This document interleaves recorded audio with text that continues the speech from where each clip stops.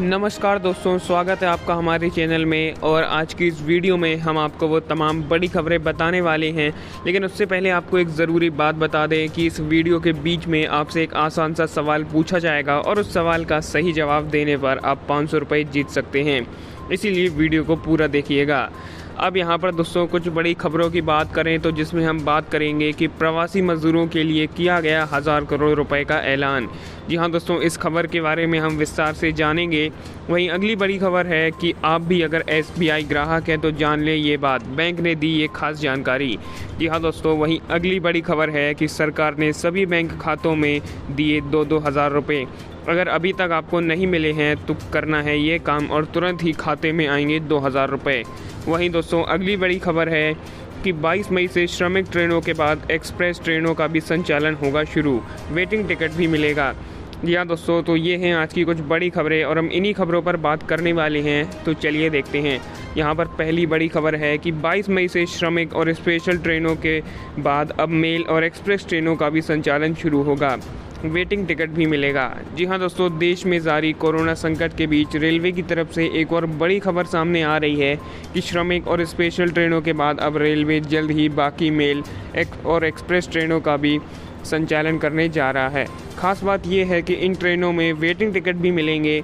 और मालूम हो कि रेलवे ने 12 मई से 15 जोड़ी विशेष ट्रेनों की शुरुआत की थी और इन ट्रेनों में केवल उन्हें ही जाने का अधिकार था जिनके पास कन्फर्म टिकट था।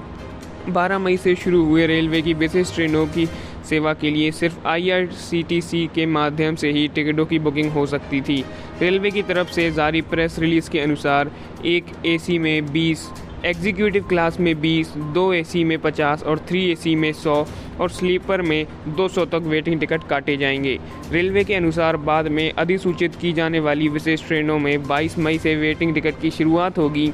साथ ही विशेष ट्रेनों में RAC की कोई सुविधा नहीं होगी। वहीं दोस्तों अगली बड़ी खबर की बात करें तो वो है कि केंद्रीय मंत्री नितिन गडकरी बोले, कोरोना वायरस प्राकृतिक नहीं है, इसे लैब में तैयार किया गया है। जी हाँ दोस्तों, केंद्रीय मंत्री नितिन गडकरी ने कोरोना वायरस को लेकर एक बड़ा बयान दिया है कि ये वायरस नैसर्गिक नहीं है बल्कि लैब में तैयार किया गया है। गडकरी ने NDTV से बातचीत के दौरान कहा कि हम इस कोरोना वायरस के साथ आर्थिक लड़ाई भी लड़ रहे हैं। उन्होंने कहा कि भारत गरीब देश है, हम हर महीने लॉकडाउन की अवधि नहीं बढ़ा सकते हैं।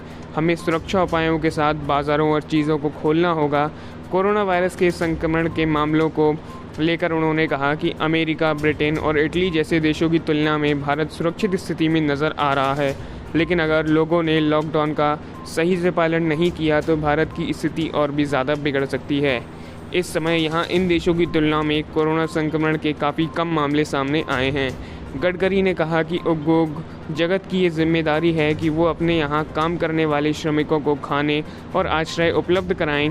उन्होंने कहा कि कोरोना के खिलाफ इस जंग में सबसे बड़ी चुनौती पॉजिटिव बने रहने और आत्मविश्वास को बनाए रखने की है। अब दोस्तों मैं आपसे एक सवाल पूछने वाला हूँ और उस सवाल का सही जवाब देने पर आप 500 रुपये तक जीत सकते हैं। जी हाँ, तो सवाल ये है कि अमेरिका का राष्ट्रपति कौन है।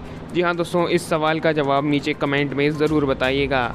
अब वहीं बढ़ते हैं अगली खबर की ओर। तो अगली खबर निकल कर आ रही है कि कोरोना से जंग के लिए PM केयर्स फंड से 3100 करोड़ रुपए किए जाएंगे इस्तेमाल। इसके अलावा 1000 करोड़ रुपए का इस्तेमाल प्रवासी मजदूरों के लिए भी किया जाएगा।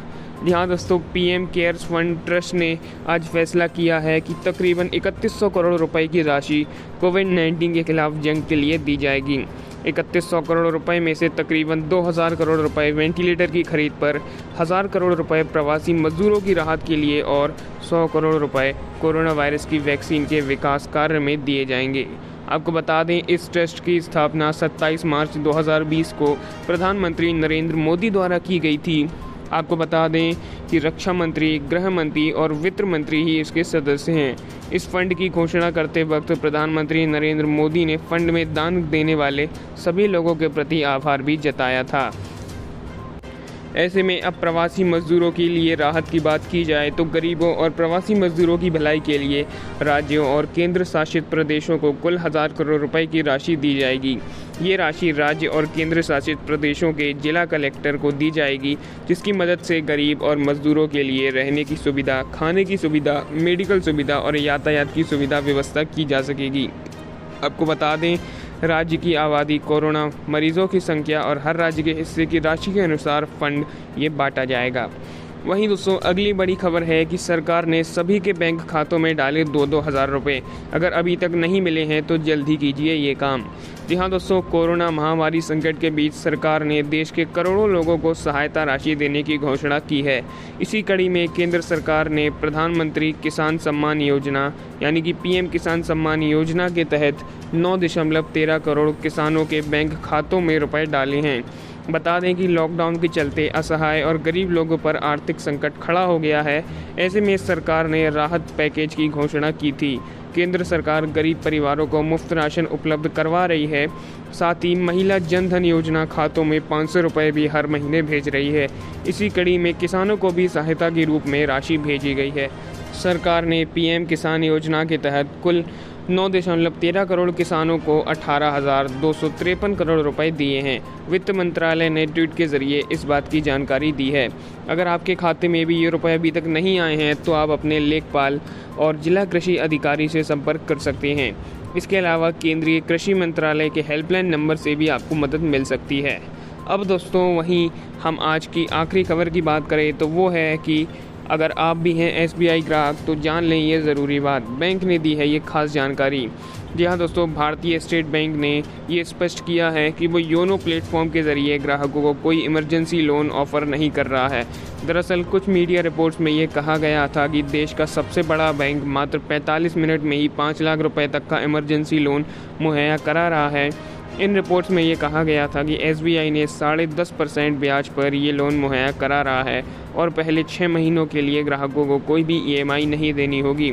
और ये खबर पूरी तरह से झूठ साबित हुई है और एसबीआई ने खुद आकर ये कहा है कि वो कोई भी इमरजेंसी लोन ऑफ़र नहीं कर रहा है, इसलिए ऐसे झांसों में मत फंसें।